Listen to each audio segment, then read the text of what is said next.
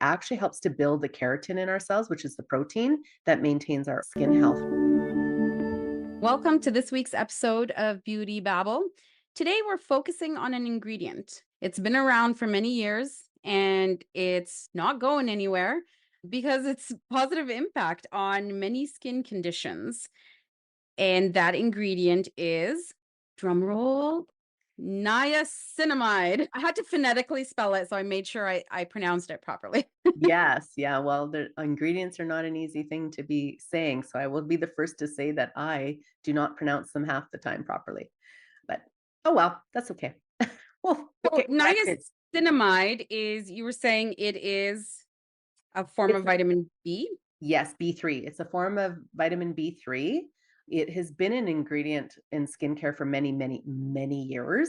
I think because people are getting better at highlighting things in the products or the key ingredients, that this one has been popping up for the last year or two a little bit more and more. And how it's being used is getting really creative as well, which I think is pretty amazing. So knowing your brand, you can even ask them, do you have it? Or hopefully you have the manual and you could look for yourself to see what it is, but it is definitely a powerhouse ingredient. So, it brightens skin, it actually helps with, signs of aging. It does help to treat conditions like eczema and acne as well. It's kind of a like we said, a powerhouse of an ingredient, depending how you want to use it. So it's a form of vitamin B. And so one of the key things about it is that it actually helps to build the keratin in our cells, which is the protein that maintains our overall skin health, right? So I think as facial technicians out there, the importance of keeping that keratin healthy and strong.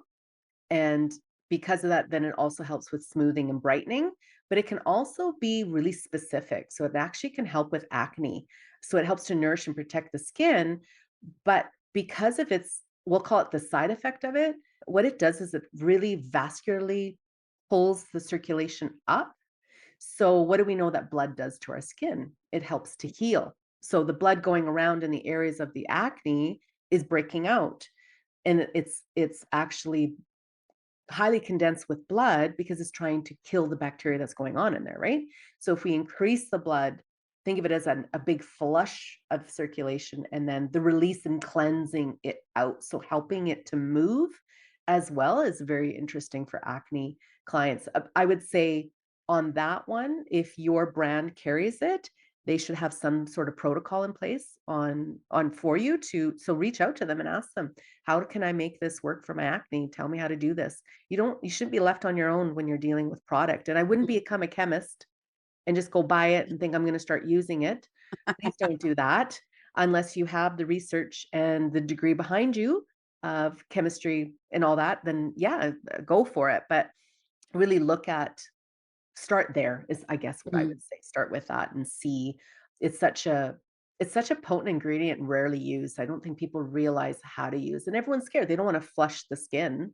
Mhm. They think it's going to irritate, but you need to do the protocols to unflush, if I can put it that way, and get rid of it, right?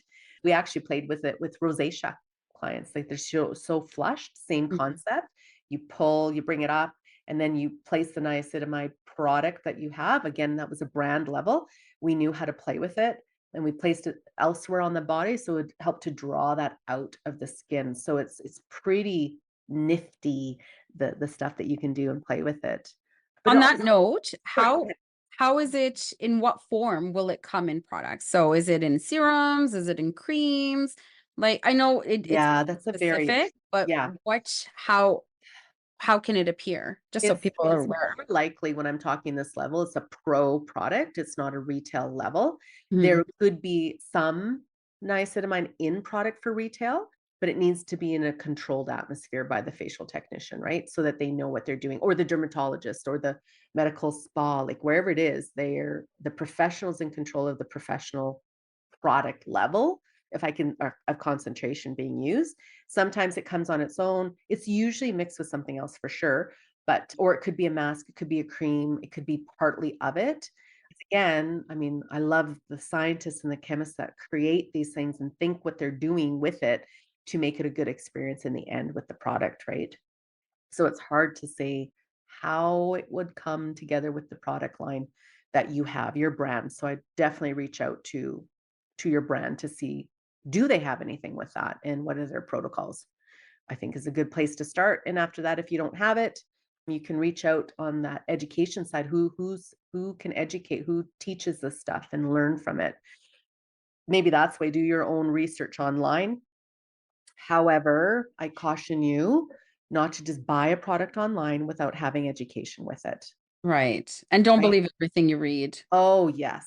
Please remember, you know, like I'm naive to permanent makeup and to see all those pictures, I'm like, wow, that's amazing. That's amazing. And then talking to PMU artists and say, yeah, that's not what it looks like right after Mhm. the treatment. That's later. I mean, there's a whole process to it. I'm like, oh, okay. But that's a whole other topic. But that's an idea, right? You see it and you think you know the ingredients. So you're going to buy the product, but you don't know the protocol of how to use it safely, properly, and will it coincide with the products you currently have? And because you're not Right. a chemist. And that's something I've noticed more and more. I think they're a chemist, but and you've been out of school for 6 months. Like, what experience have you had with your ingredients and products you've been doing on people? I'm cautious when I play with product lines. Mhm. I want to understand the ingredients and what's in there, what's not. This does not ever go with this. So I know this, so I don't put those things together. Do you know what I mean? Like, I don't know. That's what I go with. But back to this nice. It also boosts hydration. Again, it's going to help that lipid barrier of the skin, that layer of the water and the oil that protects our skin. So it helps to lock in that moisture in the skin. So that's why another reason you'll see it in products. What else can it do? And again, because then your skin's probably going to be a little less sensitive. So think of your sensitive rosacea clients. So there's that correlation there, along with healing and other things, right? I think the question is what doesn't it do? Because it's also good for like hyperpigmentation. It, It's right? like If you dive why into this, why is it not in every product is my question. right? It's crazy. Yeah, I mean, and again, because of it, it's going to help with reducing some fine lines and wrinkles. It could even help to reduce the enlarged pores, the appearance of large pores, because it's, cleaning the skin, you have a smoother skin. Like, it's not that your pores shrink, we know this, but it does give a different smoothness to the skin, and then it regulates the oil glands as well. So how much oil is being produced, so it's not clogging the pores as much. Sometimes you're going to see, like, most skincare products have about 5% in it. I believe that's on a retail side, but depending on the level of your training to think of it like AHAs and BHAs. What percentage in the pro line do you have? And you just need to know and be aware of how strong it is as well. And sometimes too, it's like starting out, like if you're working in a medical, then you already have, doctors in place to help you with that. And you're probably, I would presume, being taught at that level with the product line you have. And it's the same if you go to other skincare lines that are maybe not medical. There should be someone teaching you or educating you on it. And I think it's a huge part of it. Sometimes they're mixed with other things. What I pulled up is sometimes on its own completely, but rarely. Most of the time, it's paired with like vitamin C for that antioxidant and moisturizing, with ceramides, which are your fat molecules in the product. Because think of it like when you have a vitamin and you're ingesting a vitamin, most of the time it's not by itself because it needs to work with something else to make it a positive impact. So that's the same kind of idea when it comes to skincare. It's paired with something to make it better for the skin. And So I think also depending on what it's paired for, it could also be more suitable for certain skin types right, like when paired with this versus when it isn't. So yeah, just what I mean is again, already formulated for you is what I'm yeah, referring to. You're not the scientist pairing your products together, right? Like exactly. I can see it right now when I say this out loud. People are going to use glycolic acid with their niacinamide, maybe, but know the glycolic you're using and what you're doing, and are you trained with the product line to do the two together? Because I know product lines that do that, or with their hyaluronic, the hyaluronic acid they mix with it, right, or Mhm. retinol, but the product line already has the research behind it and they know Yeah. how to pair it, right? So again, don't be Amazon and go buy stuff online, Yeah. right? I think that's a huge part to Getting your protocols from Yeah. the Yeah. brand is because they've done the research and they know what's safe and what isn't. Exactly. So that's why I'm putting it out there. It you can see it being formulated with other things, but or you can pair it with something else, but it's usually in their protocols already to explain. Mhm. You think glycolic acid and retinol, and that my mind goes to repairing, right? So it's something about healing, repairing. So acne, maybe hyperpigmentation, scarring, like what are we after here? Hyaluronic, it's like, okay, is it for sensitive? Because I'm not going to do glycolic acid on, more than likely not, unless I knew the client, what percentage it is and the pH and all that stuff. That's another class with rosacea, right? So what can we use on somebody? And then your contraindications, like maybe they can't use retinols or glycolic. Exactly.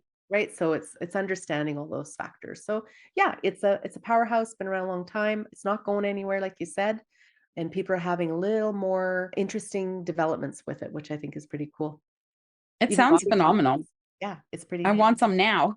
Yeah, but in the end, just think it's very active. So, if you sell this to a client, like you have a retail product, the idea behind it overall is an increase at a vascular level.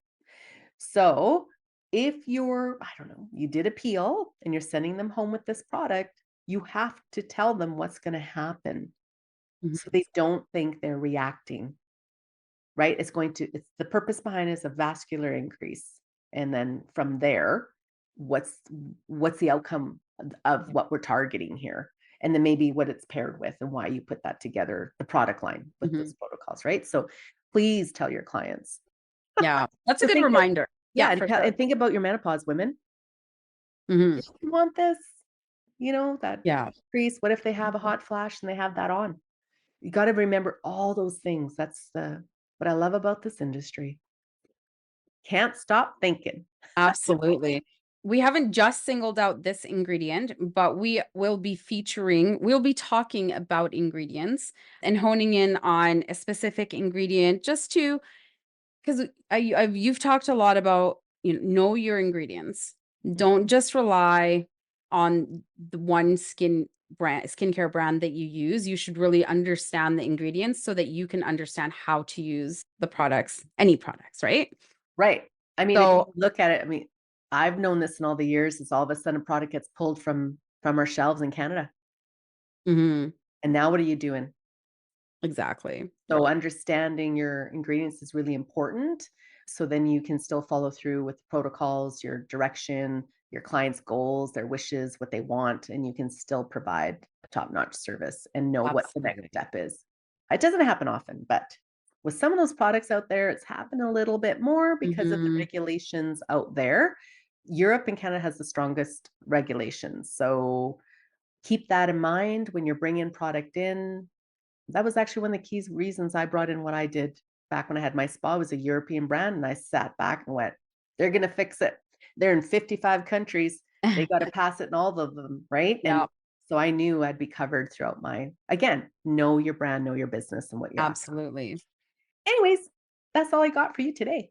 It's a short one, but we will be back with another episode next week. Thanks so much for listening. Thanks for listening to Beauty Babble.